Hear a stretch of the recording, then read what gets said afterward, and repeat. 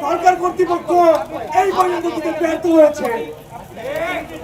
সরকার কর্তৃপক্ষ সাধারণ একটি প্রিন্সিপালকে যদি ট্রান্সফার করতে সারাদিন লেগে যায়, আমাদের দাবি কিভাবে বাস্তবায়ন করবে? দেশের উন্নয়নে কারিগরি শিক্ষার্থীদের ভূমিকা কোথায় রাখবে? আমরা সরকারকে স্পষ্টভাবে বলে দিতে চাই, আপনারা সাধারণ একটি প্রিন্সিপালকে সরাতে ব্যর্থ হয়েছেন আজকে। আমাদের দাবি বাস্তবায়ন হওয়া না পর্যন্ত এই বলে অবগত করছি আপনাদের, আগামীকাল আমাদের অসহযোগ আন্দোলন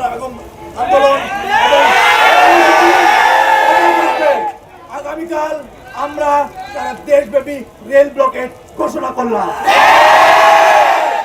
এই দেশের সংস্কারে, এই জাতির সংস্কারে কারিগরি শিক্ষার্থীদের ভূমিকা যদি আপনারা তুচ্ছ-তাচ্ছিল্য করেন, দেশের উন্নয়ন কখনোই সম্ভব না।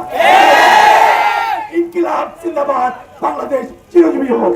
আজকে সারা বাংলাদেশ ব্যাপী পলিটেকনিক শিক্ষার্থীরা এই অসহযোগ আন্দোলন রাস্তা অবরোধ বজায় রেখেছিল। যে সরকার পক্ষের আমাদের অধিদপ্তর, আমাদের মন্ত্রণালয়কে দ্রুত আমাদের দাবির পক্ষে কর্মপাত করতে হবে, দ্রুত এগুলো বাস্তবায়নে পদক্ষেপ নিতে হবে। এটার সময় আগামীকাল থেকে, এবং এটার সময় আমাদের কারিগরি ছাত্র আন্দোলন বাংলাদেশের যে পেজ রয়েছে, কেন্দ্রীয় পেজ, সেখানে জানিয়ে দেওয়া হবে।